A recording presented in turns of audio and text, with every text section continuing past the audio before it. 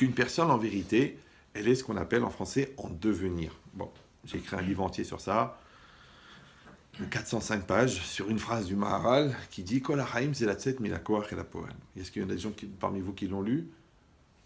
Non, dommage que je ne suis pas mort hier. Donc, j'exagère, mais si peu. D'accord, donc c'est quoi l'idée? C'est que, en fait, c'est quoi cette phrase? Kol ha'chaim zelatzet minakoach el hapoel. Toute la vie, c'est passer du potentiel au réel. C'est-à-dire des psychologues, des psychiatres, des coachs, il le donne le livre à la place des antidépresseurs. Oui, les coachs, ils s'en servent en PNL, en formation, en coach de manager, ils servent du livre. Il m'a dit, il y a une phrase de ton livre, on la vend 5 000 euros. C'est dommage que je le vends à 20 euros. Ah ben. Bon, mais c'est quoi l'idée? L'idée, c'est qu'en fait, un homme, toute sa vie, il est en devenir. D'accord? Il est yotse mina koach el hapoel. Il passe du potentiel au réel. Alors, pour résumer, je m'excuse pour les gens qui m'ont souvent écouté, j'ai expliqué ça souvent, mais là, je m'adresse à un groupe qui ne me connaissent pas, donc tant pis pour moi. Mais quand vous prenez des poupées russes, d'accord? Vous savez, les trucs qui s'emboîtent, je ne parle pas des filles que... Voilà. Bon, alors, donc, les poupées qui s'emboîtent les unes dans les autres. Donc, il y a la poupée la plus profonde, c'est la neshama, c'est l'âme. Au-dessus, il y en a une autre qui s'appelle le nefesh, le psychique, le moi, le je, le lève, selon comment les chachamim l'appellent. Au-dessus, il y a le corps, d'accord? Et au-dessus, il y a le vécu, c'est-à-dire le rapport avec la réalité, avec l'argent, avec le regard de l'autre, avec le stress, avec les contraintes, d'accord?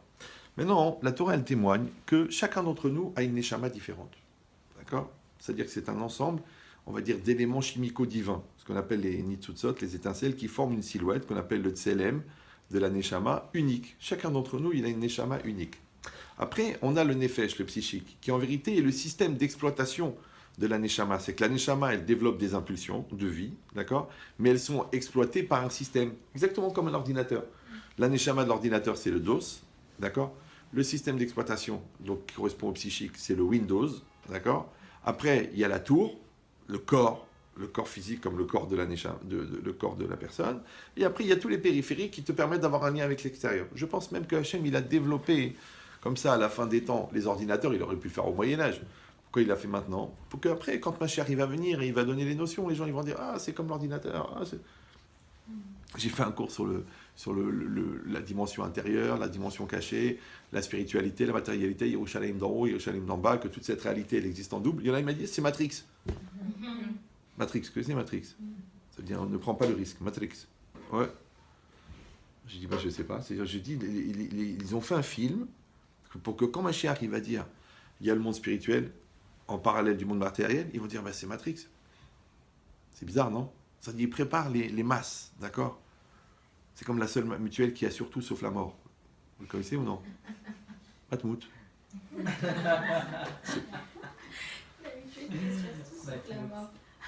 Matmout. Vous connaissez pas Matmout?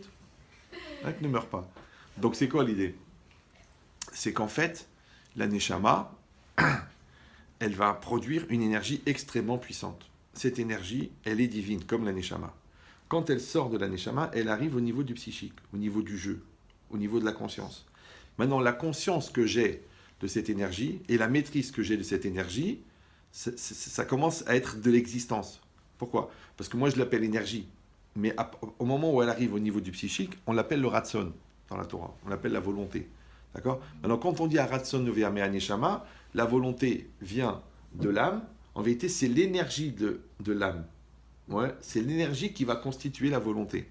Quand cette énergie, elle arrive entre les mains du jeu, donc la personne, elle dit Ani Rotse, je veux, l'énergie dans sa nature profonde, elle est divine, parce qu'elle s'appelle la vie. C'est qu'il n'y a aucun scientifique au monde qui sait créer la vie. On peut transmettre la vie, on peut diviser la vie, mais on peut diviser une cellule vivante, mais on ne peut pas mettre la vie dans une cellule morte. C'est impossible. Tu prends des particules de moquette, tu essayes d'en faire une cellule vivante, c'est impossible. Même si tu te mets à fumer la moquette, elle ne va pas devenir vivante. D'accord? Donc c'est quoi l'idée? C'est que, en fait, on ne fait que véhiculer une énergie extrêmement puissante qui vient de la Neshama. Ça va toujours? Voilà. Maintenant, encore une fois, cette énergie, quand elle sort de la Neshama et qu'elle arrive au niveau du psychique, on l'appelle la volonté. C'est comme le courant électrique. Voilà, là, il y a du courant électrique. D'accord? Maintenant, là, il y a un lave-vaisselle, il y a un four, il y a un frigo. Maintenant, moi, j'ai le libre arbitre de brancher celui-là ou celui-là. Qu'est-ce que je vais faire? Je vais véhiculer l'énergie de là à là. Ça va? Eh ben, la prise, c'est la neshama. Le courant, c'est l'énergie qui sort de l'âme. Ça s'appelle la vie. Et le moi, le je, c'est celui qui va orienter l'énergie vers le frigo. D'accord? Maintenant, je mets de l'énergie dans un projet, il devient vivant. Je mets de l'énergie dans un couple, il devient vivant, ça s'appelle l'amour. Je mets de l'énergie dans la parole, ça s'appelle la conviction. Je mets de l'énergie dans un business, ça s'appelle la détermination. Mais en vérité, on ne fait que ça. On ne fait qu'orienter une énergie. Maintenant, cette énergie-là, c'est un courant, un petit peu comme un espèce de ruisseau, qui passe devant moi. Et moi, je peux, si je veux, mettre des pierres ou mettre des cailloux pour orienter l'énergie par là ou par là. Ça s'appelle le libre arbitre. Et dans ce ruisseau, j'ai du colorant, je peux mettre du colorant, je mets du rouge, je mets du bleu, je mets du vert, c'est moi qui mets ça.